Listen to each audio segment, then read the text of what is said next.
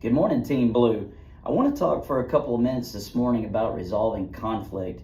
Resolving conflict is difficult, and a lot of times it can lead to two people not wanting to communicate anymore, and we never want to wind up in that situation. So let's look at a couple of things that maybe are ways to deal with conflict, and maybe some things to keep in mind if you're having a conflict, so you can kind of step through and have a couple ideas about how to not go to that state where you're not communicating with someone anymore.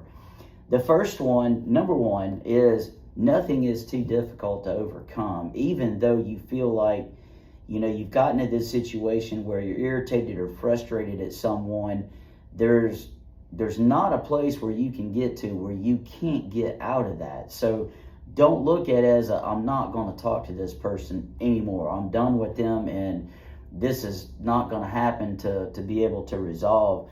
I think you can tell yourself that no one's perfect and people make mistakes. We all do. So don't hold someone so accountable to being perfect that they can't make a mistake and upset you without you being able to resolve it.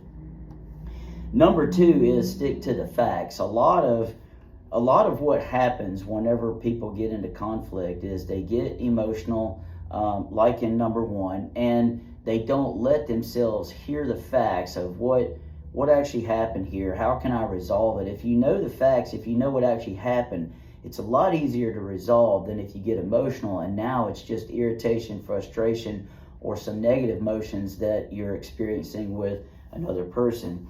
The last thing is, and to me, all important, listen carefully. A lot of times when the negative emotions sit in and you're trying to have a discussion or resolve a conflict with someone, you're not listening anymore. And I'll tell you a great way to check yourself to see if you're a good listener. Have a conversation with someone, and if you're thinking about what am I going to say when this person stops talking, you're probably not doing a great job of listening.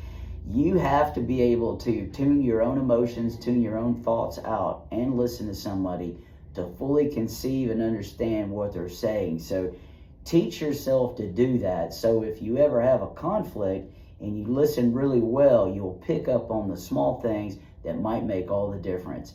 I'm a firm believer that God gave you 2 ears and 1 mouth so you can listen twice as much as you talk. Have a great day. Have a great rest of the week.